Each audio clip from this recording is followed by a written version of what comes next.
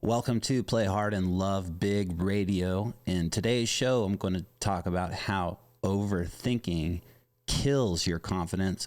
And we're going to talk about how when you care so much about what other people think of you, you start to lose your ability to live your life to your fullest potential.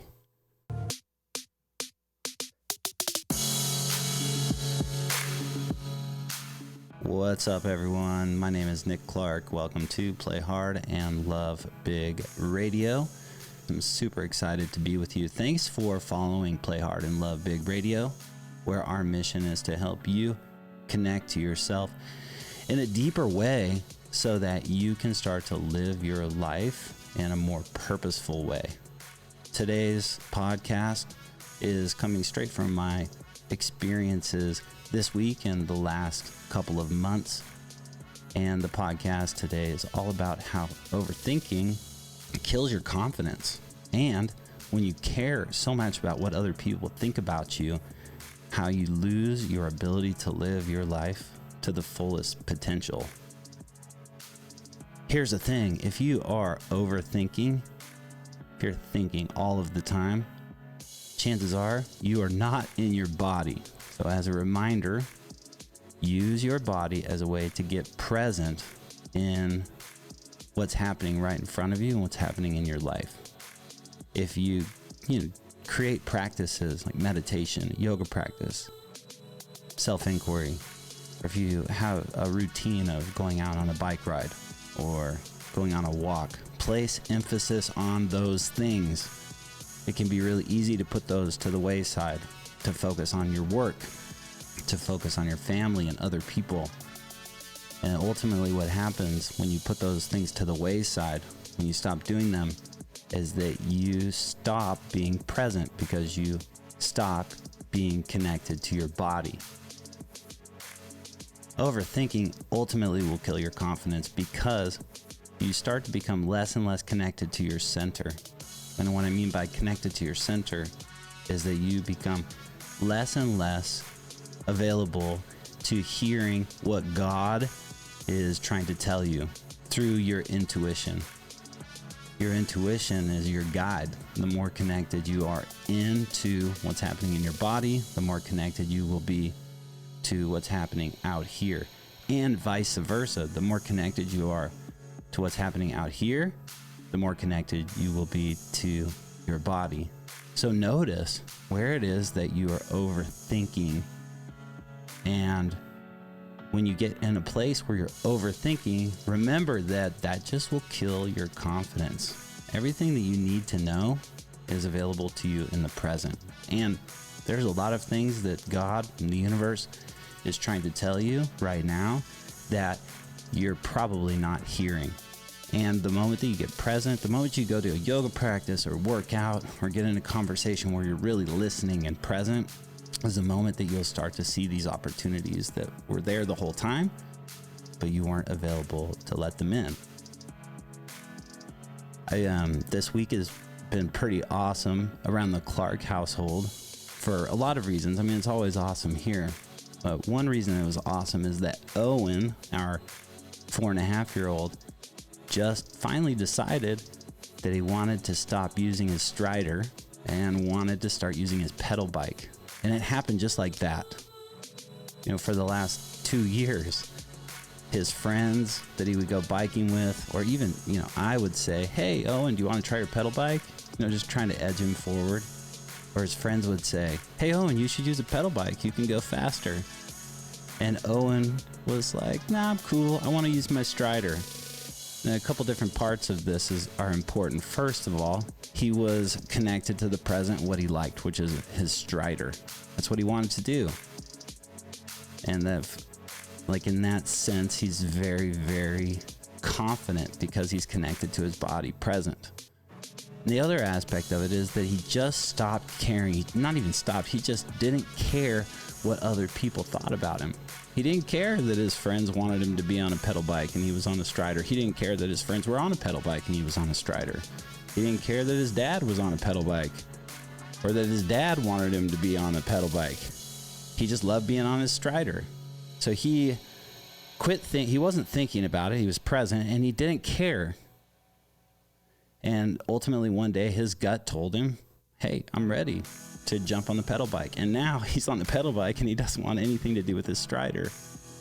Every now and then he'll mention, oh, like, it'd be cool if I had my Strider to zip around right now.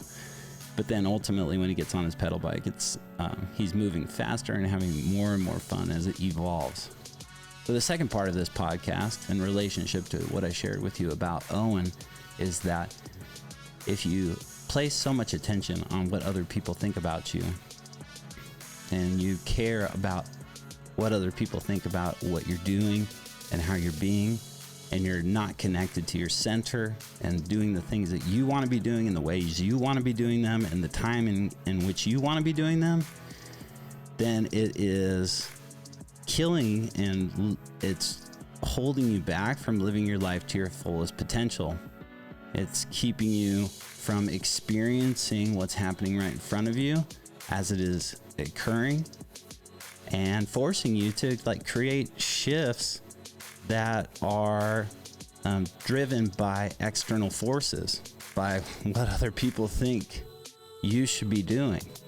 It's a common human way of being that is very, very dangerous, is to get caught up in and stuck in what other people think and to create your life based off of other people's expectations of yourself or what you think other people's expectations are of yourself.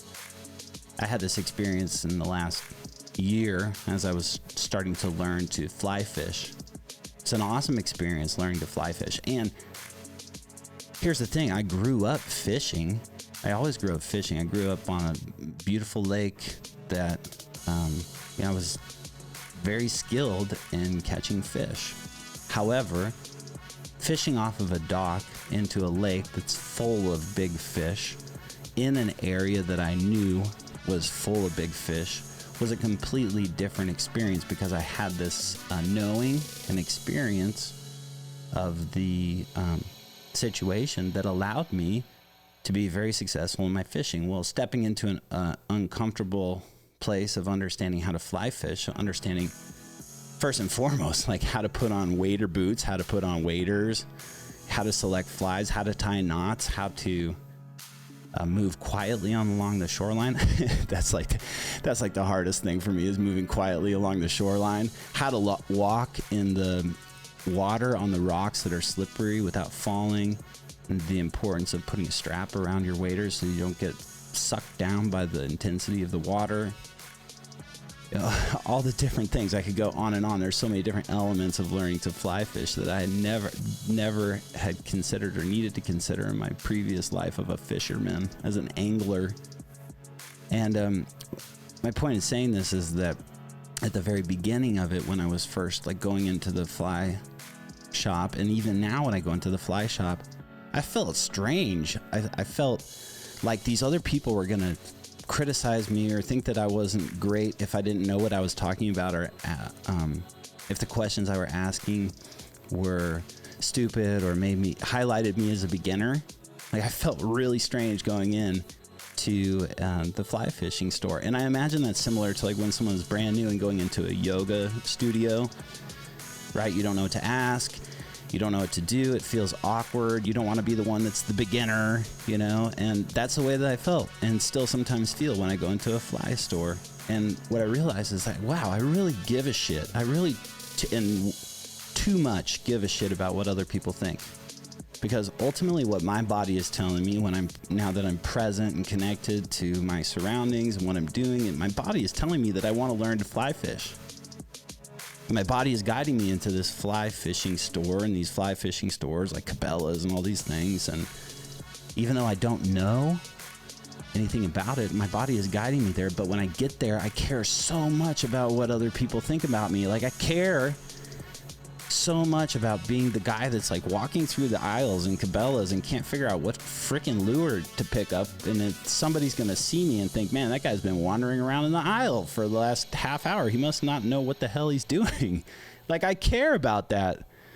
And ultimately, it's keeping me from expanding into my fullest potential. And that's where I'm going here. And to tie it all together, it's wow, if I just if I and you go into things that are new to us and things that are old to us with a beginner's mindset and open to ask questions, open to learn, but also to have the understanding of putting up a force field, a shell around us, so that we don't care as much about what other people are thinking about us.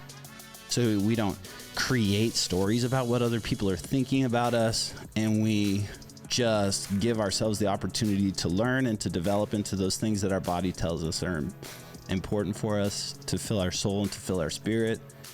If we do that, then we give ourselves the ability to experience life on a totally different level. So there you have it. I always try to keep these podcasts pretty short. I'm hoping that this podcast on Play Hard and Love Big Radio inspires you to step into something that's new or something that's been old with a more open way of being, and also to just stop caring as much about what other people think about you, because you have a unique gift that's been given to you to bring out into the world. And when you're thinking about the way that other people think you should be, you're suppressing that unique gift. And that's not the way that we uplift communities. The way that we uplift communities is being us at our fullest, highest level. Y'all are great, man. Thanks for being a part of Play Hard and Love Big Radio.